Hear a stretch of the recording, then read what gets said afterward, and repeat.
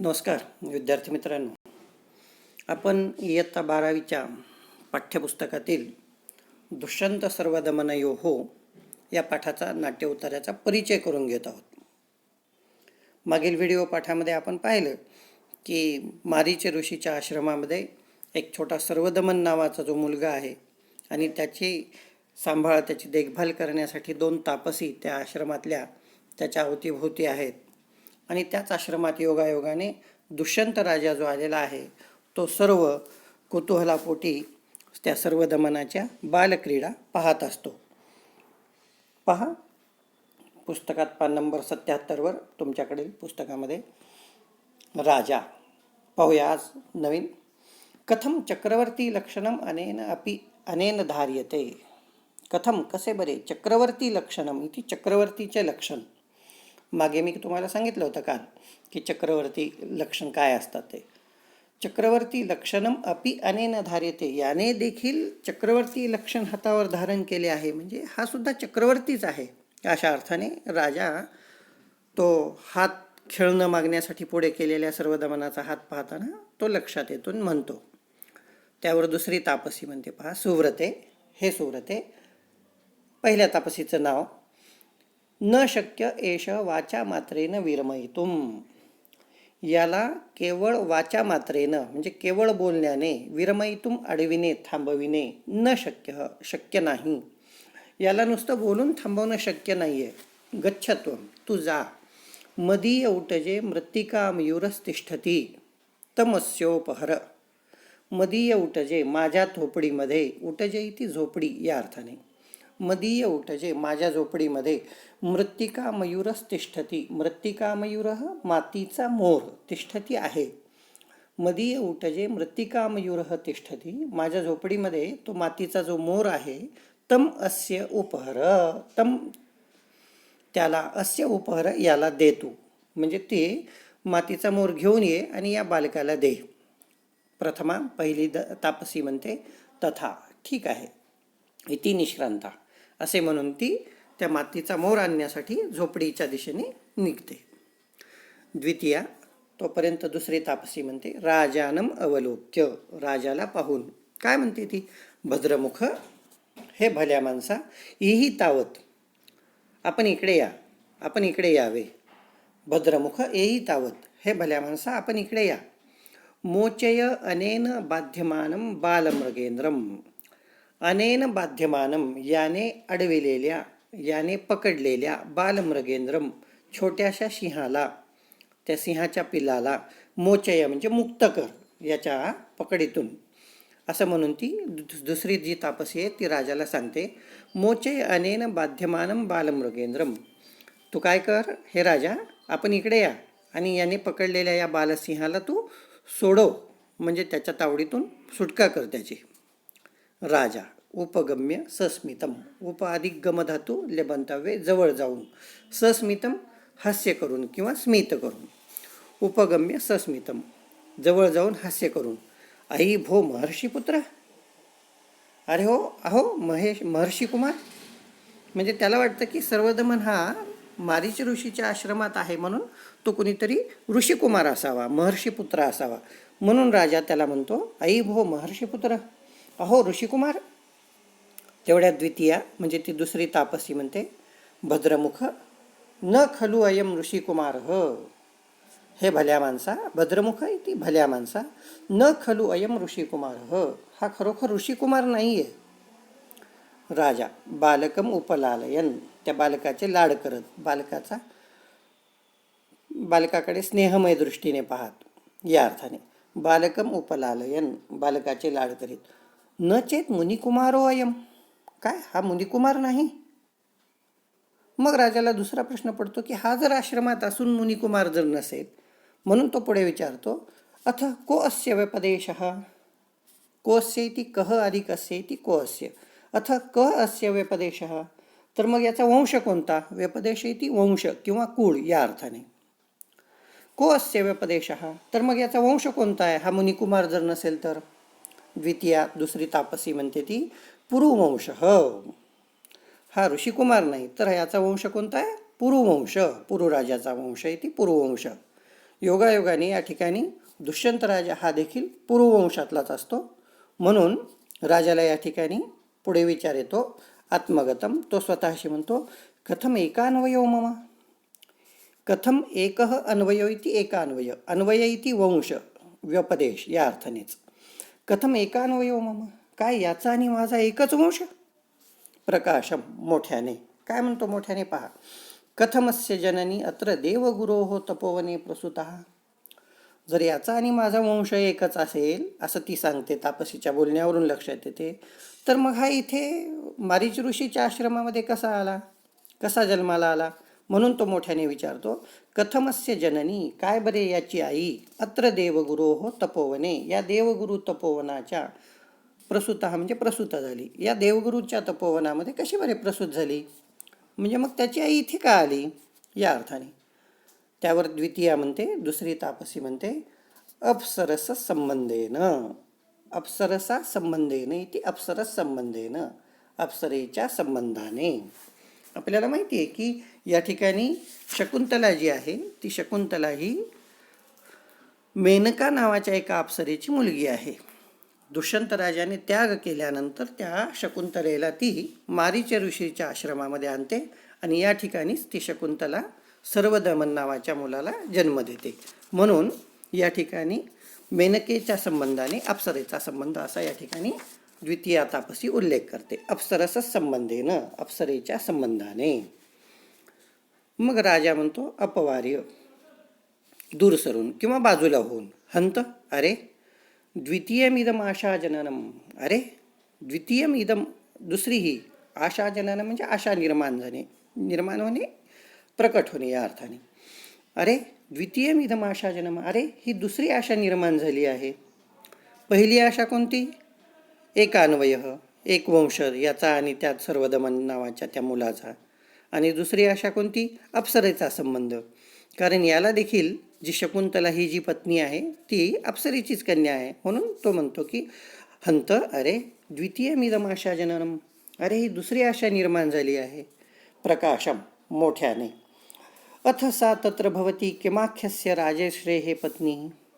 मग तो मोठ्याने काय म्हणतो, अथ तर सा तत्र भवती, ती आदरणीय स्त्री म्हणजे या सर्वदमनाची आई, किमाख्यस्य राजश्रेः पत्नी, कोणत्या बरे राजर्षीची पत्नी आहे, म्हणजे त्या राजर्षीचं नाव काय आहे, कोणाचं नाही, कोणाची पत्नी आहे ती. त्यावर द्वितीया म्हणजे ती दुसरी तापसी म्हणते पहा, कह तस्य धर्मपरित्यागिनो नाम संकीर्तयितुं चिंतयिष्यति. कह, कोण, तस्य त्याचं, कोणाचं त्याचं, धर्मदार परित्यागिनो, धर्मदार इति धर्मपत्नी या अर्थाने, दारा इति पत्नी, धर्मदार म्हणजे धर्मपत्नी, परित्यागिनो त्याग करणाऱ्या चा, धर्मदार परित्यागिनो नाम, त्या धर्मपत्नीचा त्याग करणाऱ्याचं नाव, संकीर्तयितुं चिंतयिष्यति, कोण बरे त्याचा विचार करेल, कोण बरे त्याचं नाव घेईल. धर्मपत्नीचा त्याग करणाऱ्या त्या राजाचं कोण बरे नाव घेईल असं ती दुसरी तापसी म्हणते.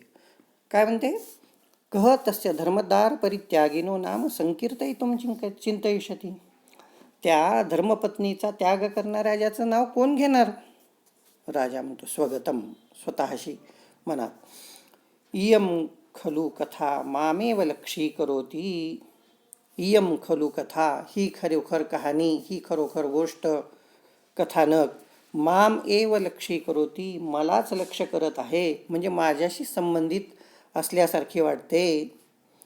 यदि तावदस्य शिशोः मातरं नामतः पृच्छामि, जर मी या बालकाच्या आईचं नाव विचारू तर काय होईल. अथवा अनार्य परदार व्यवहार, किंवा हे परदार व्यवहार, परदार इति दुसऱ्याची पत्नी, व्यवहार चौकशी या अर्थाने, परदार व्यवहार इतर दुसऱ्याची पत्नीची चौकशी करणे हे अनार्य, लक्षण योग्य नाही किंवा सभ्यतेला धरून नाही, अनुलक्षून नाही. म्हणून तो म्हणतो पहा, यदि तावदस्य शिशोर्मातरम नामतः पृच्छामि, जर मी या बालकाच्या आईचे नाव विचारू तर काय होईल, लगेचच त्याला लक्षात येतं. आणि तो म्हणतो अथवा अनार्य परदार व्यवहार, किंवा परस्त्रीची चौकशी करणं हे योग्य लक्षण नाही. तेवढ्यात प्रविश्य मृन्मयूर हस्ता, प्रविश्य प्रवेश करून. कसं? मृन्मयूर हस्ता, मृद म्हणजे माती, मयूर म्हणजे मोर, मातीचा मोर हातात घेऊन प्रवेश करून. प्रथमा म्हणते, पहिली ती तापसी आलेली, सर्वदमन शकुंतलावन्यम प्रेक्षस्व.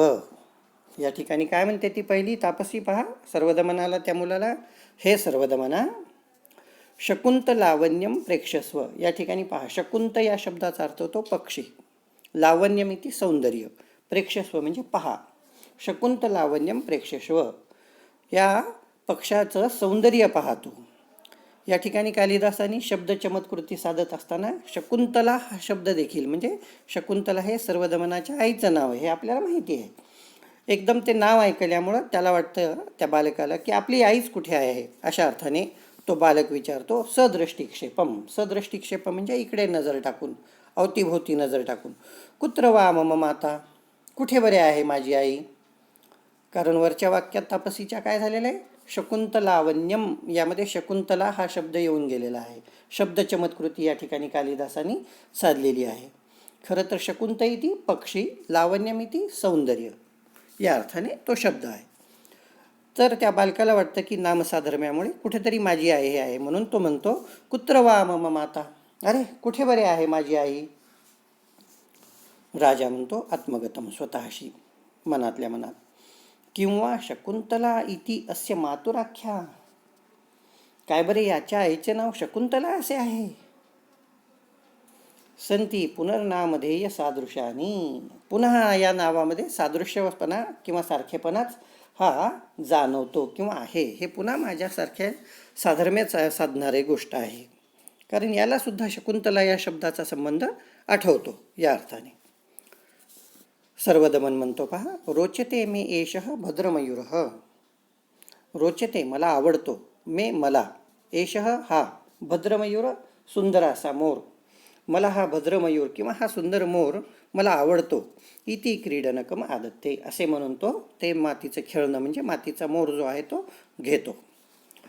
प्रथमा पहिली तापसी म्हणते, विलोक्य सोद्वेगम, सह उद्वेगम इति सोद्वेगम, पाहून उद्वेगाने.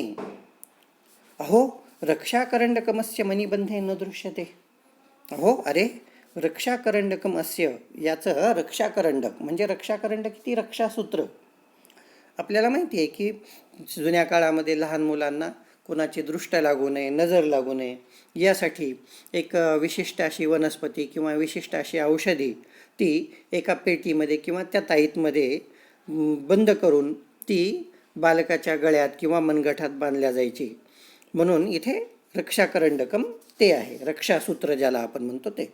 अहो रक्षाकरंडकमस्य मणिबंधे नृश्यते, अरे याच्या हातामध्ये मणिबंधे, ज्या ठिकाणी मणी बांधल्या जातो इथे मनगटावर, या अर्थाने रक्षाकरंडकमस्य मणिबंधे न दृश्यते, अरे याच्या मनगटावर रक्षासूत्र दिसत नाही. राजा म्हणतो तेवढ्या, अलम अलम अवेगेन, थांबा थांबा, घाई करू नका, वेगाने तेवढे नका, घाई करू नका.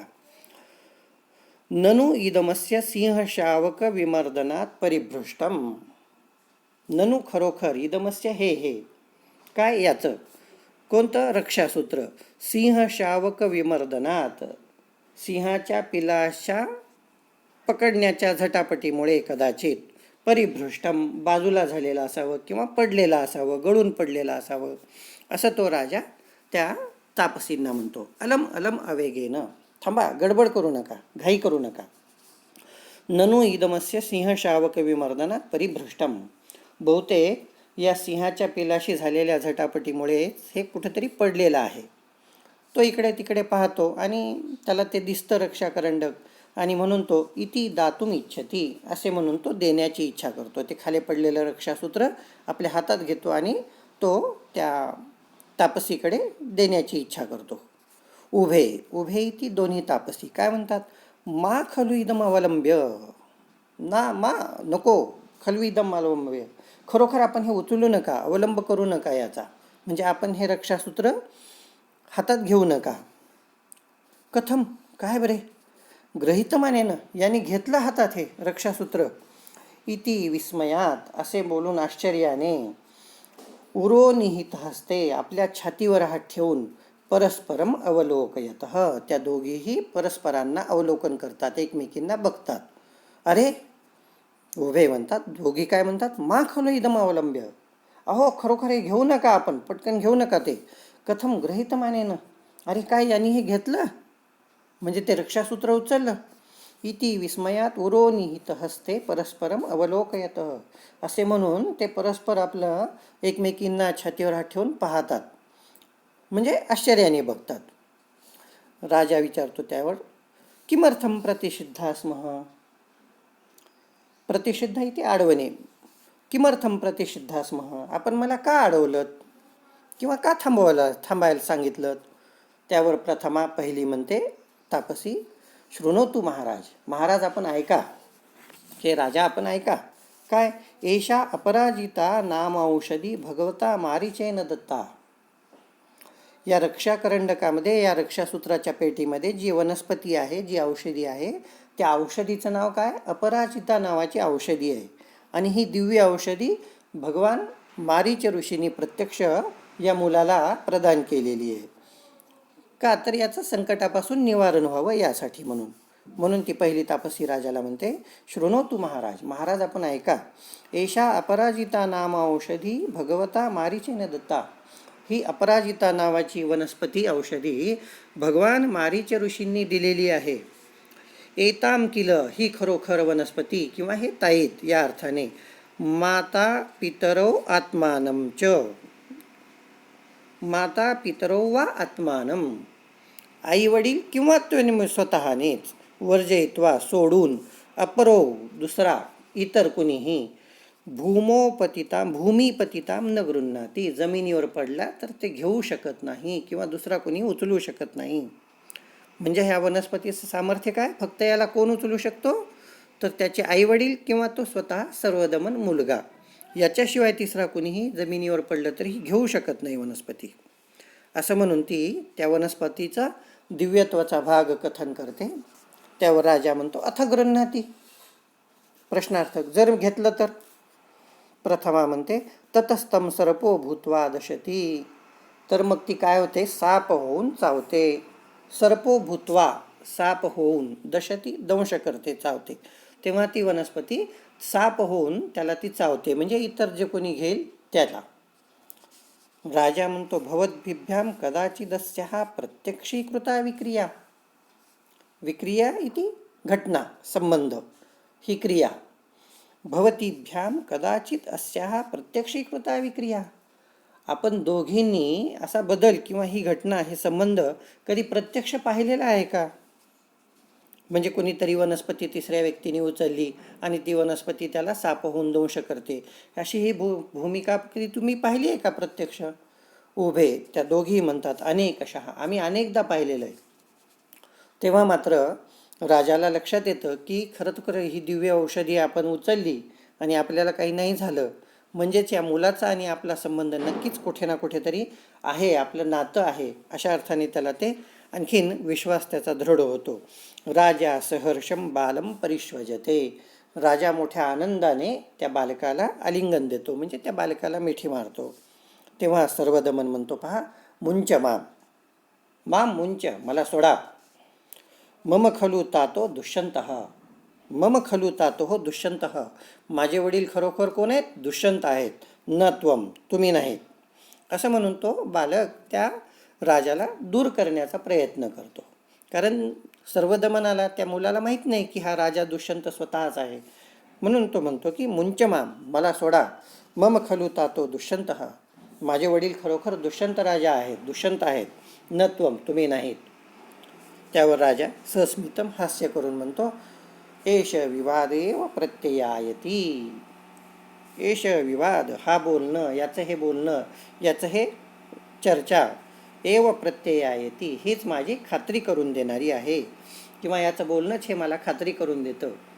असं म्हणून या ठिकाणी पुत्रसंगमः या शीर्षकांतर्गत सर्वदमन नावाच्या मुलाशी राजा दुष्यंताची भेट ही या ठिकाणी कालिदासांनी आपल्या नाटकामध्ये घडवून आणलेली आहे. धन्यवाद.